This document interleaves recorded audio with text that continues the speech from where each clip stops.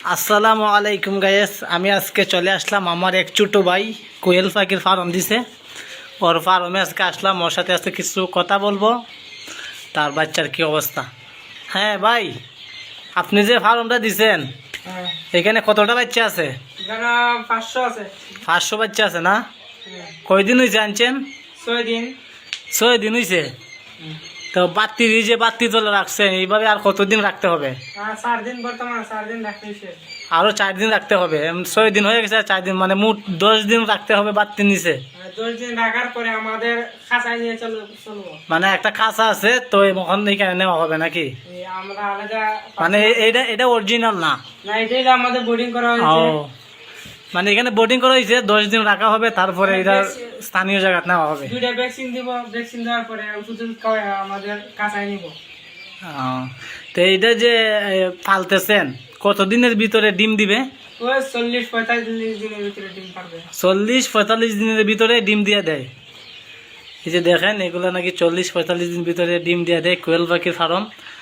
তো যারা যারা আপনার এই ভিডিওটা দেখা যদি প্রস্তুতি নিতে চায়, তাদের বিষয়ে কি বলবেন? যারা যারা বেকার আছেন, অল্প টাকা বাজেট, আপনাদের সব কোয়েল পাখির খামার করেন। 100 কোয়েল পাখি পারলে মাসে ডিম পাড়ার পরে মানে আপনি মাসে 2000 থাকবে। মানে আপনি এটি বলতে চাইছেন যে আস্তে আস্তে মানে 100 পালেন, তারপরে 100 পাইলা 100 বড় করেন, তারপরে আর 100 আনেন, এভাবে আস্তে আস্তে আস্তে আস্তে বড় করেন। বুঝতে পারছি আপনার কথা।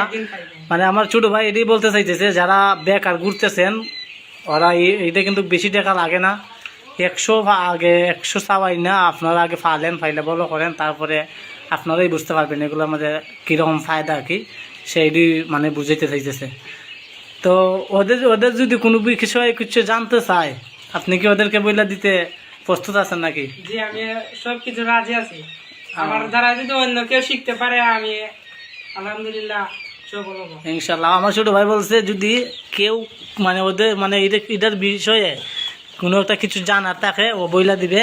ওষুধের বিষয়ে কিংবা খানার বিষয়ে, কি কি ছোটো থাকতে কি কি খানা দিতে হয়, বড় হইলে কি খানা দিতে হয়, এগুলো যদি জানতে চান তাহলে অবশ্যই ওর কাছ থেকে জানতে পারবেন। আর যদি আপনারা অবশ্যই যদি মনে করেন আপনি বেকার গ্রাম অঞ্চলে ঘুরতেছেন, হ্যাঁ, এগুলা ঘোরাঘুরি করাচ্ছে, এইভাবে যদি আপনি প্রথম ওই যে আমার ভাই বললো যে প্রথম 100 সাওয়া নেন, আইনে আস্তে আস্তে বড় হন, আস্তে আস্তে ফায়দাটা বুঝেন, এটার ফায়দা কীরকম।